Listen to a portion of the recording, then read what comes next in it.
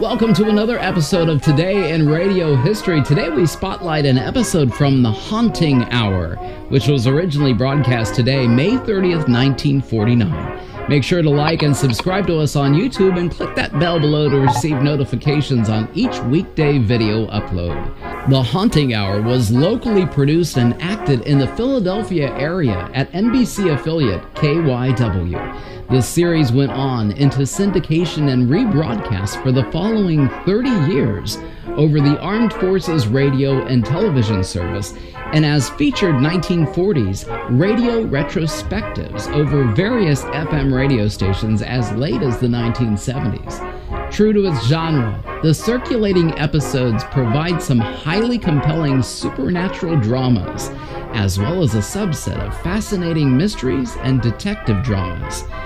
If you would like to purchase a preloaded MP3 player with radio shows that originally aired on your birthday, an anniversary, or any customized date, all you have to do is click on the link below in the description or visit us online at RadioLongAgo.com. Today's episode, Pale Hands That Kill, originally aired on this date, May 30th, 1949. Today in Radio History presents The Haunting Hour.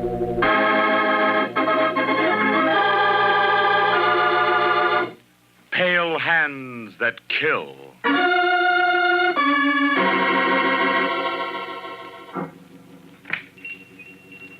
Welcome, dear Helen. Welcome to the new shop of Marie the dressmaker. Oh, thank you, Marie. My, but it's a charming shop. Yes, Helen. It is a place where you will be able to learn much as my assistant. Oh, I know that, Marie. Where's your husband, Paul? Oh, I expect he will be calling for me shortly. You will be able to meet him. Is there anything wrong? You sounded so sad just then. I'm sorry, my dear. I was just thinking of the sad memories this lovely little shop contains. You see, there is a story to this shop, Helen. A strange and tragic story. Tell me, have you ever heard of Kathy Sloane? Didn't she have this shop before you? Yes, my dear. This was the place where Kathy Sloane, the dressmaker, daily performed miracles with needles and cloth. Tell me about her, Marie. Kathy was not a beautiful woman. She had charm, a vitality which did not permit rest, and a talent that rested in her hands. They were long, pale hands, lovely hands. They fascinated me each time I saw them. Kathy was married to Stephen Sloane, a painter. One evening, as Stephen entered the shop, he found another woman here, talking to Kathy.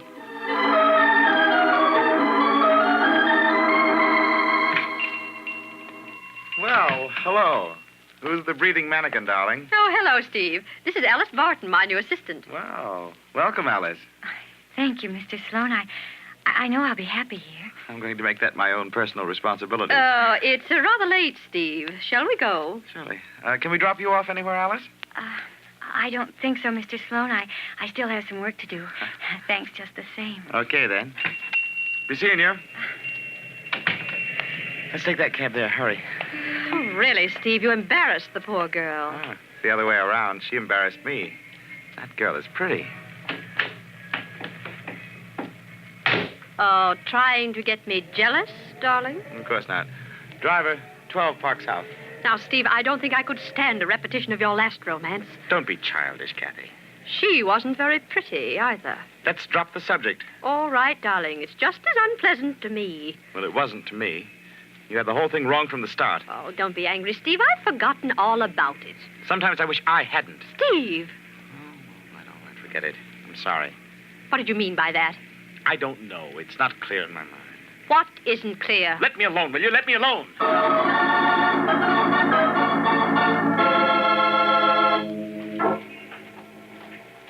Hello. Mind if I walk with you? Steve, you gave me a start for a moment. Now, Alice, do I look like the kind of a guy who'd pick up a girl on the street? As a matter of fact, you do. Oh, I've been waiting for you to come out of that shop for over an hour, Alice. I'm sorry, Steve, but Kathy had some extra work for me to do, and I thought I'd better finish it. Sure. I didn't realize you were waiting. You knew I'd be here, Alice, didn't you? Yes, Steve, I knew. Does Kathy suspect I've been seeing you? Does she know I love you? I don't know, Steve. She puzzles me. Sometimes I catch her watching me. She looks so strange then. It frightens me. Oh, don't let it, Alice. What can she possibly do if she does find out? That's just it. I don't know. Those hands of hers, I'm frightened of them. Oh, you're imagining things. This morning she was trying out a dress on a mannequin. Her hands began fastening on a necklace, and I watched her fingers closely. They fascinated me. She curled her fingers around the neck and began tightening her grip, and... well, as if she were trying to strangle the mannequin. Alice, that's nonsense. Kathy's not crazy. Who ever heard of choking a dummy? But, Steve, I was there. I saw her do it. Look, Alice, forget it. Just a little while longer, and we'll both be out of this mess. I'm in no mood for a triangle. Neither am I, Steve. You'll have to make up your mind soon. It's either Kathy or me.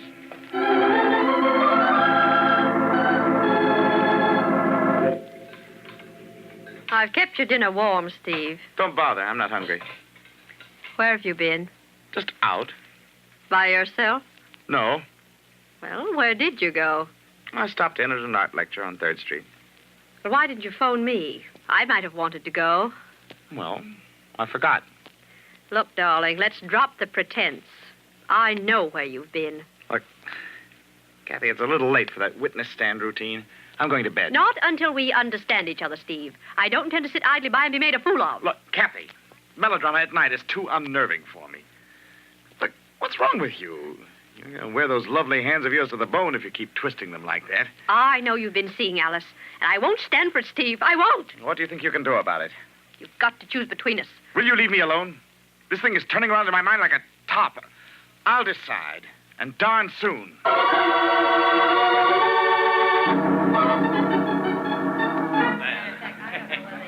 Hello. What'll it be, folks? 2 of what that cultured gentleman at the end of the bar is drinking. Right you are. Coming right up. Steve, how was she this morning? She didn't calm down like she usually does. I've got to admit, I'm a little bit worried about her, Alice. I can't forget how she behaved with that mannequin yesterday. Oh, that doesn't bother me, Alice. I know she wouldn't do anything drastic. Then, what's wrong? This morning, at breakfast, she didn't say a word. She just sat there. Steve, What's the matter? Look out the window. That girl getting into a cab. It looks like Kathy. That's not Kathy. It's much too tall for her. Besides, she doesn't have a red coat like that girl was wearing. Here they are, folks. Oh, thank you, Bart. Steve, this can't go on. I'm frightened. This isn't good for any of us. Look, Alice, we need some fresh air. Let's get out of here and take a walk in the park. Maybe the fresh air will clear our heads so we can think.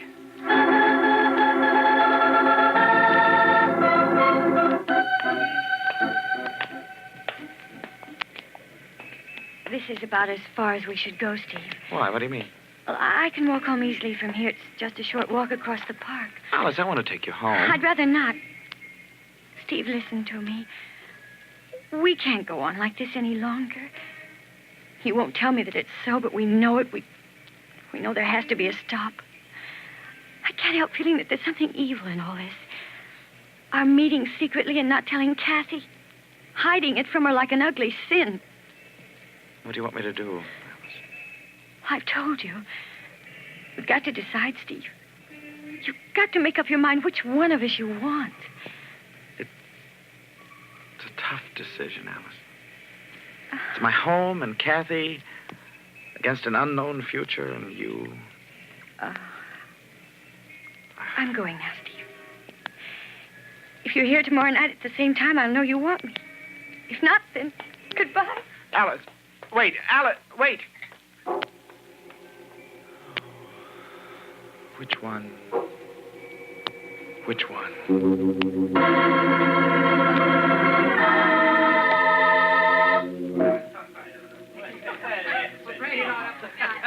Where's the bartender? I don't know. He gave me a drink and then went somewhere in the back.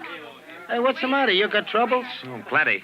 A woman, huh? No, 2 of them. Oh, say, you really got trouble. Hey, look, take my glass. You need it more than I do. Oh, thanks. You better finish it. Look, what do they pay that guy for except a 10 bar? I don't know. Take your picture, sir. Oh, no thanks. Picture, sir. Oh, I can't wait all night. So long. Oh, gosh, you're always taking them pictures. Always flashing those things off. Oh, be careful, eh? Hey, you tore your jacket on that hook. Yeah, I know. There's a good tailor right down the street. So long.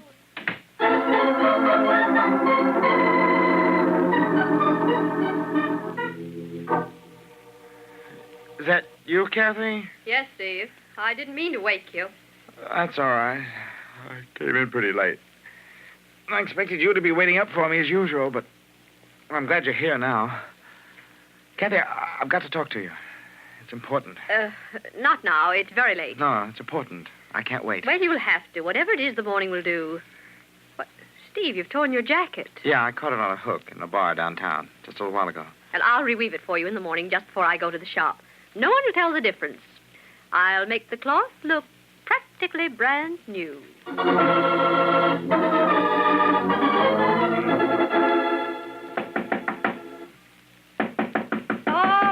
All right, I'm coming. Oh, now, who can that be so early in the morning? Mrs. Sloan? Yes? I'm Inspector Conrad, Homicide Bureau. Homicide Bureau? Yeah, sorry to disturb you this early, but it's important. Well, of course. Come in, Inspector. Yeah, thank you, Miss Sloan. Is your husband at home? What's the matter, Yes. Well, Who's this fellow? Inspector Conrad of the Homicide Bureau. Huh?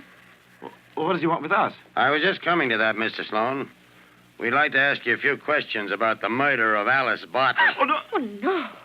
Oh, you can't mean it. I'm afraid that I do. When did it happen? Last night, she was killed in Brentwood Park.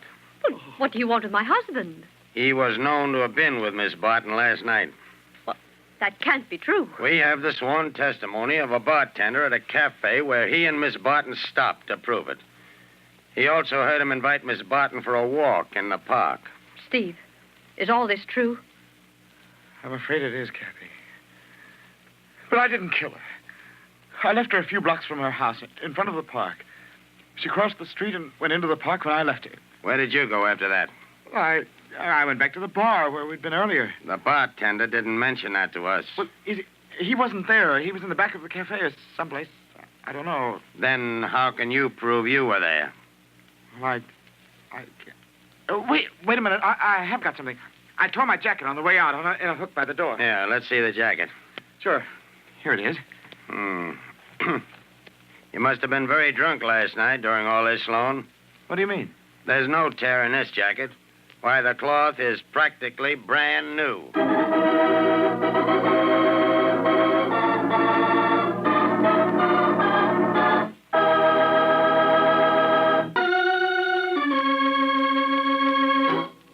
The little dress shop on a side street has a strange story. Marie, the proprietor, stands before her new assistant, telling the story of Kathy Sloan, a dressmaker who owned the shop before her.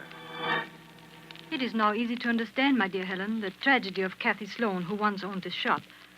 Well, what happened after Inspector Conrad accused her husband, Steve, of murder? Well, the evidence was against him. As you know, he claimed that after he had left Alice outside the park on her way home, he had returned to the small bar where he had been with her earlier. But he couldn't prove he was there. And that is right. The bartender had not been behind his bar when Sloan claimed he had returned. But he swore that he could still prove he was at the bar by the tear in his jacket made by a hook on the door. His wife, Kathy, must have rewoven the jacket during the night. That's right. Rising early, she had fixed her husband's coat and thus removed his only chance of proving his innocence. Oh, poor Kathy. How horrible all of this must have been for her. Well, the story goes on, Helen. We shall see. We shall see.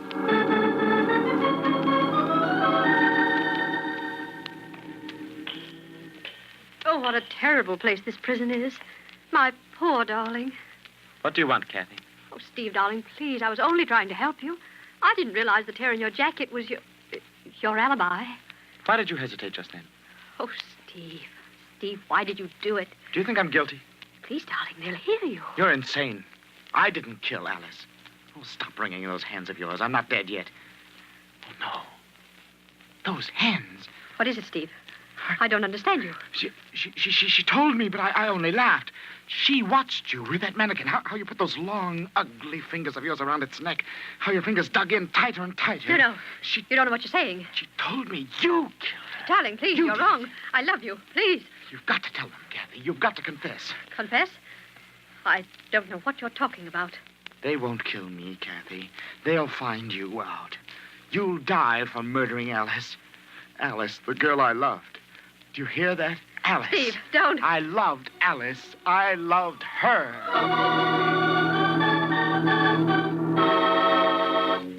It's no use, Mrs. Sloan. I've heard this scene 100 times in my office here. But, Inspector Conrad, I tell you he's innocent. That's just what I mean, Mrs. Sloan. Of course, you say he's innocent. Any wife in your place would say that. You're basing your evidence on the torn jacket. There was no torn jacket. The cloth was perfect. And I tell you that I rewove it. My husband showed me the tear, and I fixed it before he awoke. I understand that you have a reputation as an expert dressmaker, Mrs. Sloan, but I still don't believe that you rewove your husband's jacket. Oh, my husband isn't capable of murder. I believe there isn't a person alive who isn't capable of murder.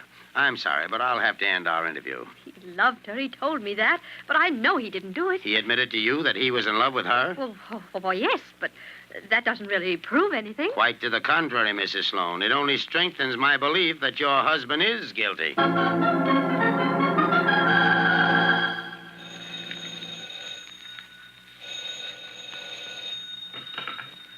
Hello? Hello, is this Mrs. Sloan? Yes? Who's this? My name is Jimmy Barnes. I'm the bartender. Oh, I'm afraid I don't recall. Sure you do. Inspector Conrad asked me to identify your husband as coming back a second time, but I couldn't remember. Oh, yes, Mr. Barnes. I haven't forgotten you. Well, I guess you sore at me for not saying I seen him come back, but I had to tell the truth, Mrs. Sloan. I had no choice. Why have you called me, Mr. Barnes? Well, I've got good news for you. What do you mean? Well, just listen to this. It's like a miracle, it is.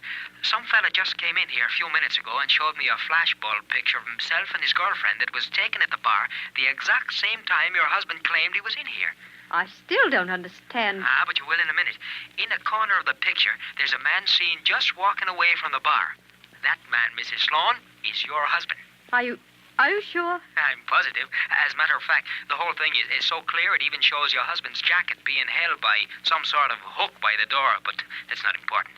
Have you called Inspector Conrad yet? No, I thought I'd let you know first. Don't phone him then. I want to tell him myself. Well, if you say so. Don't do a thing till I get there. I'll be right over.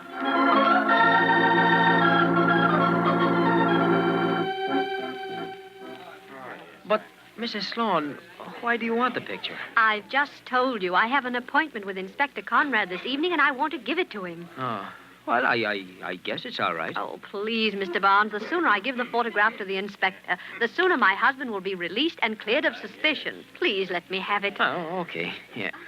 Here you are. Believe me, Mrs. Sloan, I know you've gone through a lot, but, well, your troubles are all over now. Oh, thank you, Mr. Barnes. You're entirely welcome. Good night, Mrs. Sloan. Good luck to you.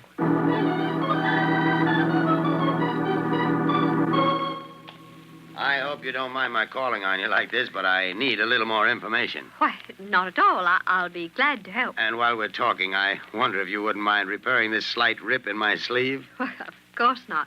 Let me have it. Thank you. You know, Mrs. Sloan, I've been thinking quite a lot about what you told me today. What in particular, Inspector Conrad? About your husband being in love with Miss Barton. Tell me, why do you continue to stick by him, knowing that? Oh, it's simple, Inspector. I still love him. I don't mind saying that this case against your husband isn't as airtight as I thought. A couple of disturbing factors have come up.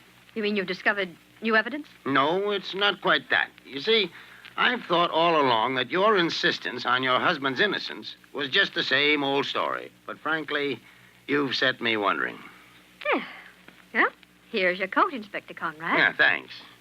Say, this is an excellent job. You really are a wizard with a needle.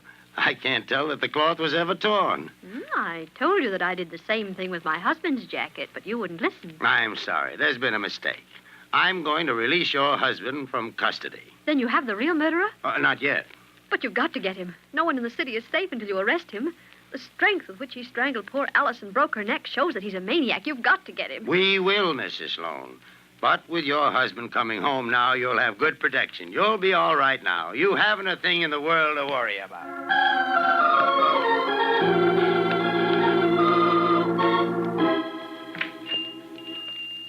I'm back, Kathy. Oh, darling. Oh, it's wonderful having you back. Cut it out, Kathy.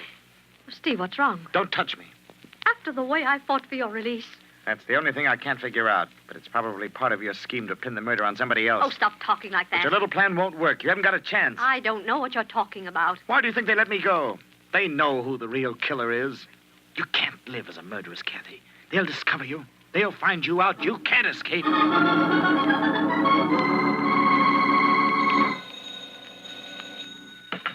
Inspector Conrad. Oh, Inspector, this is Kathy Sloan.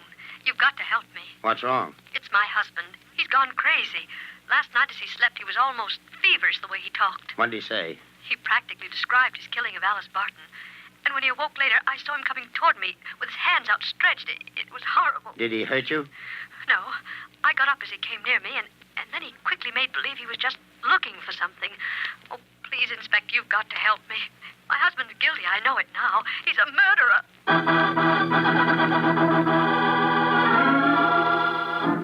There now, Mrs. Sloan. You're safe here. No one can hurt you. Oh, thank you, Inspector. The whole thing's been such a nightmare. I always believed him innocent, and then to find that he really did kill her, it was just too much to stand. I know how you feel. Excuse me a minute, Mrs. Sloan, but there's someone outside waiting to see you. Me? Who is it? I'll ask him to come in. Come in, Mr. Barnes. Oh, thank you, sir. Oh. Hello, Mrs. Sloan. You two have met, I know. Yes, Inspector. Do you like pictures, Mrs. Sloan? Mr. Barnes has a very interesting group photograph. But he can't. I have it. I'm afraid that's only partially true, Mrs. Sloan. You see, there are several prints of this in circulation. Why didn't you show me the one that Mr. Barnes gave you? Well, I lost it. Oh, please, let me alone. During this case, your husband tried to prove that he was in a bar at the approximate time Alice Barton was killed. You rewove the tear in his jacket and thus disproved his alibi. But this photograph proves your husband's story. Still, you withheld it from me. I meant to send it to you, but it slipped my mind. Possibly, Mrs. Sloan. But there's one fact that you overlooked. You're making a mistake, Inspector Conrad. The last time I saw you, the night you proved your talent with a needle and thread, you told me something that made me release your husband. It proved him innocent and established the guilt of someone else. I didn't say anything like that. Oh, but you did, Mrs. Sloan. You forgot one fact, and that fact gave the killer's identity away. What did I say? You told me how Alice Barton had been killed, strangled and her neck broken. That fact had never been publicized. It was known only to the police and one other person, the murderer. How did you know the fact, Mrs. Sloan?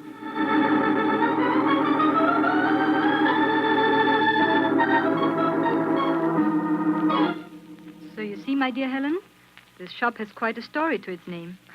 They executed her, didn't they, Marie? Yes, Helen. Kathy was judged guilty, and a few weeks after her trial, she was put to death. Ah, good evening, Marie, my dear. And who is this charming young miss? Helen, this is my husband, Paul. Your husband? How do you do? Well, I must be going. Well, can we drive you somewhere? Oh, no. No, thank you. Goodbye, and thank you for telling me the story, Marie. Marie? Well, what did you do to frighten that girl so? Oh, nothing, Cherie. I just told her a simple story. That's all. Just a story.